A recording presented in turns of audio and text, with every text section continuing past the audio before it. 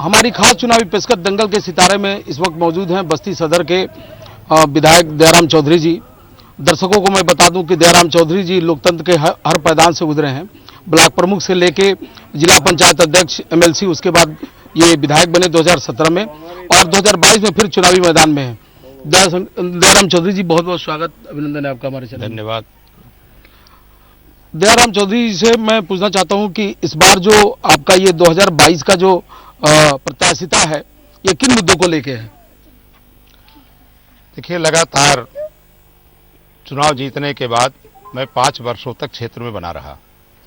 लोगों के बीच में आना जाना, उनके दुख दर्द में शामिल होना, शादी ब्याह में शामिल होना, मेरी उपस्थिति बराबर बनी रही। केंद्र सरकार के यशस्वी प्रधानमंत्री आदरणीय मोदी जी और उत्तर प्रदेश के यशस्वी मुख्यमंत्री आदरणीय योगी जी, दोनों सरकारों की जो हमारी नीतियां रही हैं, जो हमारी योजनाएं रही हैं, जो हमारा कार्यक्रम रहा, वह आम आदमी तक पहुंचाने का प्रयास हम लोगों ने 5 साल तक लगातार किया है। और आज कहीं न कहीं उसका लाभ हम जब गांव में जाते हैं तो दिख रहा है। जब कोई किसी से बात होती है वोट के संबंध में, तो स्वतः कहते हैं, नहीं भैया, प्रधानमंत्री आवास हमारा बना हुआ है, हमको किसान सम्मान निधि 6000 वर्ष में मिल रहा है, हमको शौचालय हमारा बना हुआ है, हमको गैस का कनेक्शन, आपके बिजली का कनेक्शन, यानी जितनी नीतियाँ योजनाएं थी उन योजनाओं का लाभ सीधे उनको मिला है। और ख़ास तौर से बस्ती सदर विधानसभा में मैं आपसे बात करूं, हमारे यहाँ जहाँ मैं गृह निवास है, जहाँ जिधर रहता हूँ, वहाँ एक शुगर मिल थी मुंडेरवा की, जो लगभग 20 वर्षों से बंद पड़ी थी। कई बार उसमें आंदोलन हुए, धरना हुआ, प्रदर्शन हुआ, यहाँ तक हुआ कि पुलिस के बर्बरता के चलते वहाँ गोली भी चली और 3 किसान शहीद भी हो गए। उनकी मूर्तियाँ आज भी लगी हुई हैं। लेकिन जब जब भी चुनाव आता था तो सभी लोग यही कहते थे कि हमको वोट मिल जाए तो हम एक मुंडेरवा की मिल चलवा देंगे। संजोग ऐसा रहा, कांग्रेस की भी सरकार रही, फिर बसपा की सरकार रही, फिर सपा की सरकार रही, लेकिन किसी ने उधर मुड़ करके देखा भी नहीं। चलवाने की तो बात छोड़ दीजिए। 2017 में जब भारतीय जनता पार्टी की सरकार बनी, यशस्वी मुख्यमंत्री आदरणीय योगी जी ने कार्यभार संभाला है, तो मेरा पहला यह प्रयास था कि शुगर मिल मुंडेरवा को चलाई जाए। मैंने अनुनय विनय और प्रयास किया। वह शुगर मिल बहुत जल्द ही आदरणीय मुख्यमंत्री जी ने स्वीकृत भी किया और 1 साल के अंदर वो बन करके तैयार भी हो गई। आज उस शुगर मिल से हजारों बेरोजगारों को नौकरियां भी मिल गई। जो छोटे मोटे हमारे व्यापारी थे, कोई खुंचा वाला, पान वाला, बीड़ी वाला, सिगरेट वाला, ऐसे तमाम लोगों को वहाँ रोजगार भी मिल गया। और मार्केट में जो हमारे छोटे मोटे व्यवसायी थे, व्यवसायियों का भी आमदनी उनकी बढ़ने लगी और आज उनके चेहरे पर रौनक आ गई। पिताजी, अभी मैं आ रहा था यहाँ पे, चितरगढ़िया आ रहा था, तो देखा कि बुनियादी जो सुविधाओं में से एक जो है सड़क, जो इस गांव की काफी जो है खस्ता हाल है। क्या कहेंगे, सड़कों पे काम नहीं किया गया क्या? नहीं, देखिए, सड़कों पर काम किया गया। इधर जितने भी पुरवे आपको मिलेंगे, आपको उस गटवा बाजार से इधर पश्चिम साइड में सभी पुरवों को मैंने पक्की सड़क से जोड़ दिया है। ये सड़क बड़ी पुरानी बनी हुई है, जब आबादी कम थी, इधर आबादी बढ़ गई, ट्रैफिक ज़्यादा हो गई, तो इस सड़क को बनवाने के लिए हमने प्रधानमंत्री सड़क योजना में स्वीकृत करा दिया है। चुनाव के नाते ये सड़क रुकी हुई है। चुनाव के बाद प्रधानमंत्री सड़क योजना में ये सड़क भी बनकर के चौड़ीकरण भी होगा, इसका उच्चीकरण भी होगा, गोटवा से लेकर के और रैकवार तक। तो जो एक सड़क आपने देखा है, वो सड़क का पूरी तरीके से नई सड़क के रूप में आपको परिवर्तित जब भी आगे आएंगे तो आपको दिखाई पड़ेगा। और यही नहीं, शहर के अगल बगल जितनी सड़कें हैं, उन सारे सड़कों का या तो बन चुकी हैं, या तो निर्माणाधीन है, या तो उसका टेंडर हो चुका, पैसा आ चुका है, अभी ठेकेदार शुरू नहीं किया है। शायद ही कोई सड़क आपको मिलेगी जिस सड़क पर पैसा ना आया हो, उसका टेंडर ना हुआ हो और उस पर काम ना हो रहा होगा। बस्ती का एक अदद औद्योगिक क्षेत्र जो है, प्लास्टिक कॉम्प्लेक्स जो है, वहाँ रोजगार अभी तक किसी तरह का न रोजगार का सृजन हुआ, न उसके दिशा में प्रयास किया गया। क्या कहेंगे इस पर? नहीं, ऐसा नहीं है कि रोजगार का सृजन नहीं हुआ है, रोजगार का सृजन हुआ है, लेकिन जितनी तेजी के साथ होना चाहिए था। जब हमने उसकी शुरुआत किया, लोगों को एक मेले के माध्यम से रोजगार देना, उनको लोन देना और उनको अपने रोजगार के चयन के लिए मौका देना, तो उसी वही बीच आपने देखा होगा कि कोरोना जैसी महामारी एक हमारे बीच में आ गई और उस कोरोना के चलते पूरा देश प्रभावित हुआ और देश क्या, पूरी दुनिया प्रभावित हुई। तो उसमें हमारा जनपद भी अछूता नहीं रहा।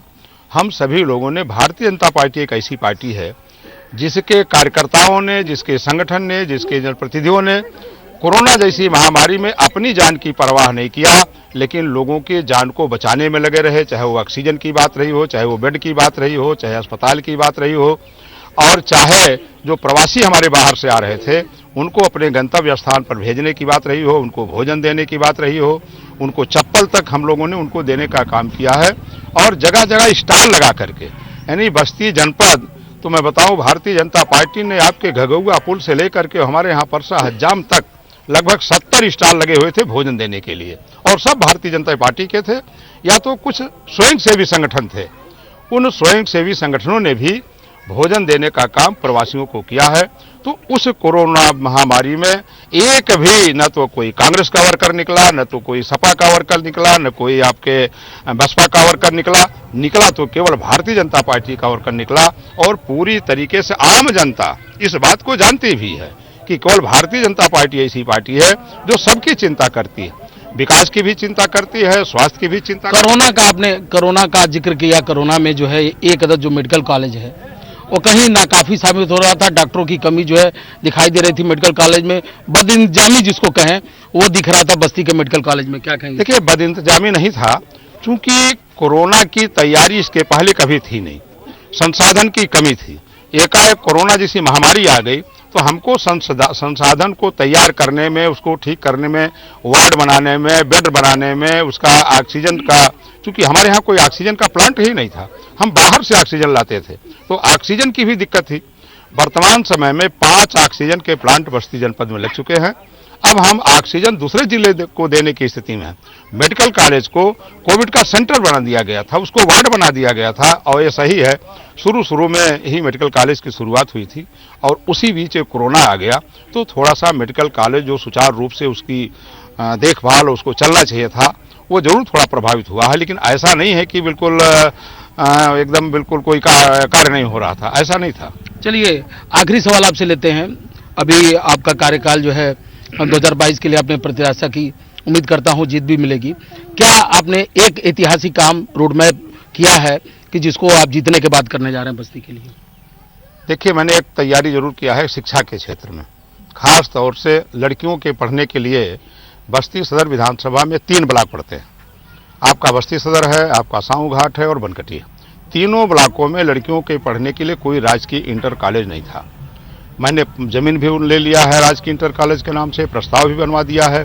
मेरी पहली प्राथमिकता होगी कि तीनों ब्लॉकों में लड़कियों के लिए कॉलेज खोले जाएं, जिससे लड़कियों की शिक्षा हो सके।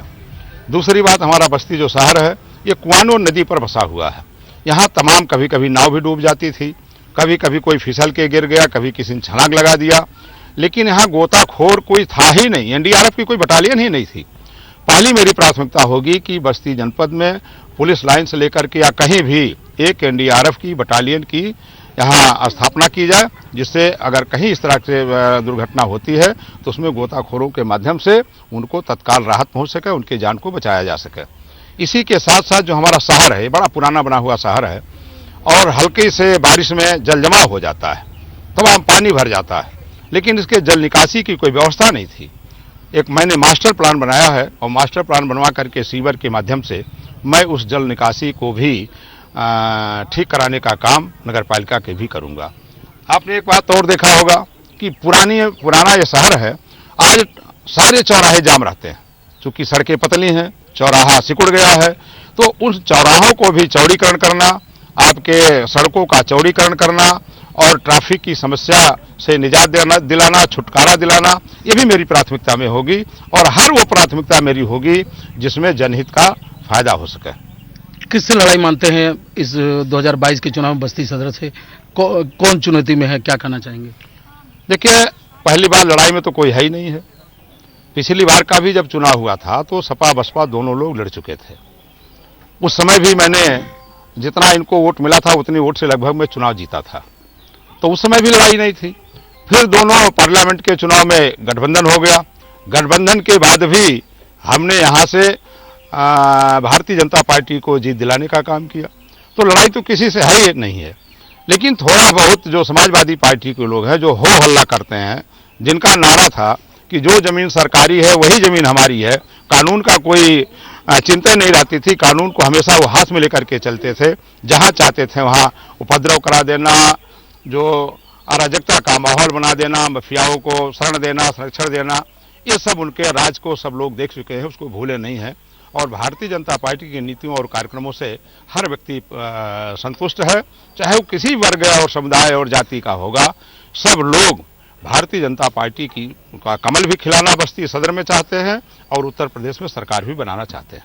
योगी मोदी जय दंगल श्री के राम। सितारे में जय श्री राम। गोरखपुर सदर चितरगढ़वा से बस इतना ही। हमें दीजिए इजाजत, बने रहिए सहारा समय के साथ।